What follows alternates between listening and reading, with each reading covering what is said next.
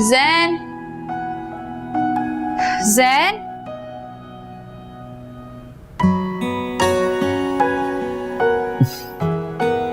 ऐसा मुझे पूछना तो नहीं चाहिए लेकिन फिर भी पूछ लेती हूँ। कैसा रहा जॉब इंटरव्यू?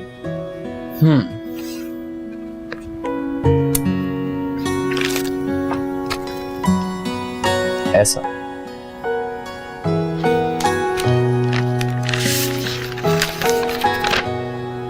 Good, congratulations. अरे वो लोग तो मेरी सीवी देख के फैन बन गए थे मेरे।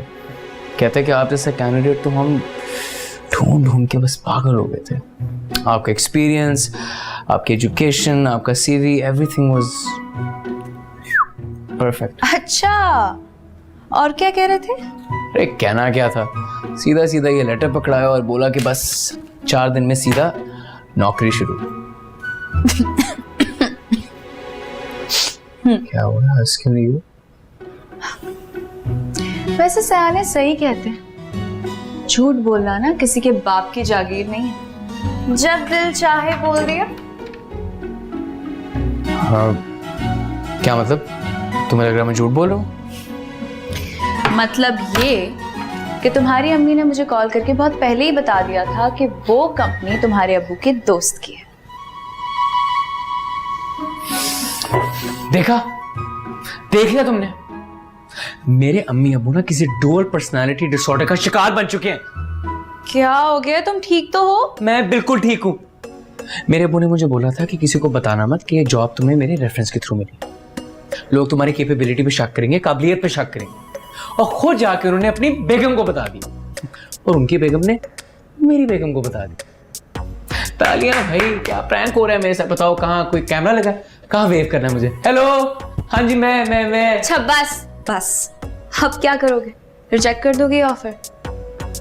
सर से सीखने नजर आ रहे हैं आपको? क्यों रिजेक्ट करूंगा मैं? सच तो ये है कि सीवी मैंने खुद दी थी। वो तो इत्तेफाक था कि वो लोग मेरे अब्बू के जाने वाले निकल आए। और ये बिजनेस में ना कोई ये दोस्ती, यारी, फ्रेंडशिप, फैमिली, ये कुछ नहीं होता।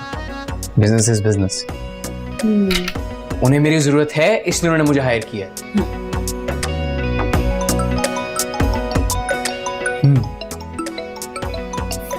ये देखिए जी, किसकी कॉल आ रही है?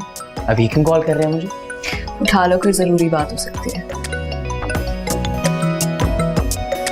हेलो, तुम्हारे घर के बाहर खड़ा हूँ, गेट खोल दो।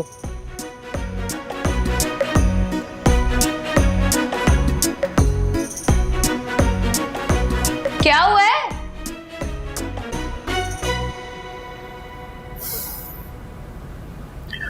मुझे उम्मीद नहीं थी आप मेरे साथ ऐसा करेंगे। जब मुझे पता चला था कि आपने मशवरा दिया मुझे घर से निकालने का, मुझे बहुत अफसोस हुआ था। मुझे बिल्कुल अफसोस नहीं हुआ। क्या थोड़ा सा भी रिग्रेट नहीं हुआ कि क्या किया आपने मेरे साथ? नहीं, क्योंकि मेरी बनाई हुई सेटिंग की वजह से ही तुमने मुझे मैसेज किया और कहा कि तुम मुझे मिस कर रहे हो। क्या तुमने इन्हें मैसेज किया था? नहीं, वो हाँ, ये क्या होता है?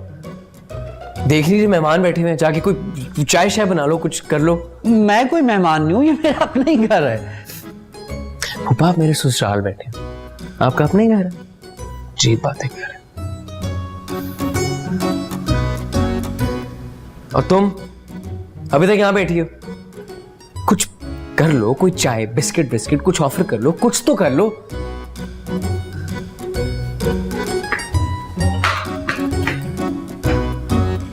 तुम कुछ ज्यादा चिड़चिड़े नहीं हो गए? जब अकेले रहेंगे ना और तन्हाई और खामोशी काटने को दौड़ेगी, तब समझ आएगा कि कैद तन्हाई, आइसोलेशन दुनिया की बदतरीन सजाओं में से क्यों एक है। तो वापस घर आ जाओ। हो ये तो मैंने कभी सोचा ही नहीं। तो अब सोच लो। तंजिया कह रहा था, सार्केज़म कभी सुना है आपने? मुझे मालूम।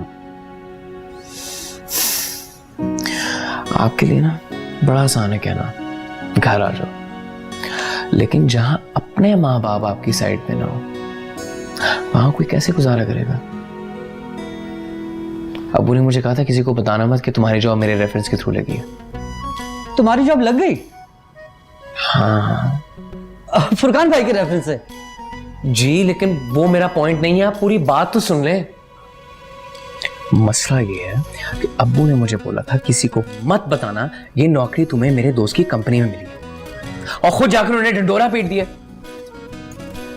मैं अपनी बीवी के सामने शो ऑफ कर रहा हूं कि नौकरी मुझे मेरी अपनी काबिलियत की बुनियाद पर मिली है, और बीवी आगे से मुझे क्या कह रही है, ओह मुझे पता है कि ये नौकरी तुम्हें तुम्हारी अब्बू के रेफरेंस के थ्रू मिली है। ऐसे सीना चौड़ा करके शेर बन के गया था और बकरी बिनी गधा बन के रह गया, और अम्मी भी इस रेस में पीछे नहीं है। ना ना ना ना, बहुत सख्त मुकाबला चल रहा है भाई। वो क्या कहती थी अम्मी, बहू नहीं बच्चा गोद ले लिया, और अब वही गोद में लिया हुआ बच्चा उन्हें दुनिया से भी ज्यादा अजीज हो गया, अपनी सगी औलाद से भी ज्यादा।